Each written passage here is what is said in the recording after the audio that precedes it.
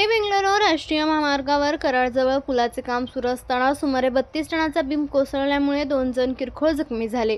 दुर्दैवाने कोणतीही जीवितहानी झाली नाही। ही घटना 9च्या सुमारास संगम हॉटेल समोर घडली। घटनेनंतर महामार्गावरील वाहतूक काही काळ विस्कळीत झाली होती। या दोघांना उपचारासाठी रुग्णालयात दाखल करण्यात आले आहे।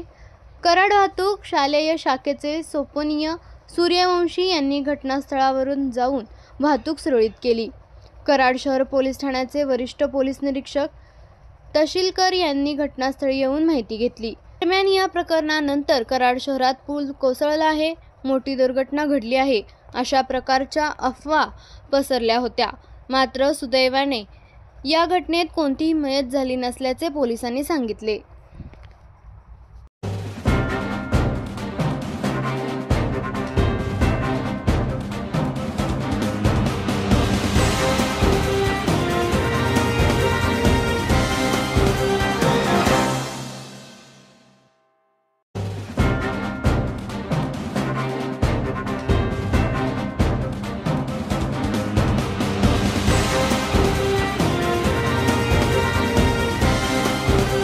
आपल्या तालुक्यातील जिल्ह्यातील बातम्या सर्वप्रथम पाहण्यासाठी आजच सातारा न्यूजला YouTube चॅनलवर सबस्क्राइब करा, लाईक करा, शेअर करा आणि बेल आयकॉन प्रेस करायला विसरू नका।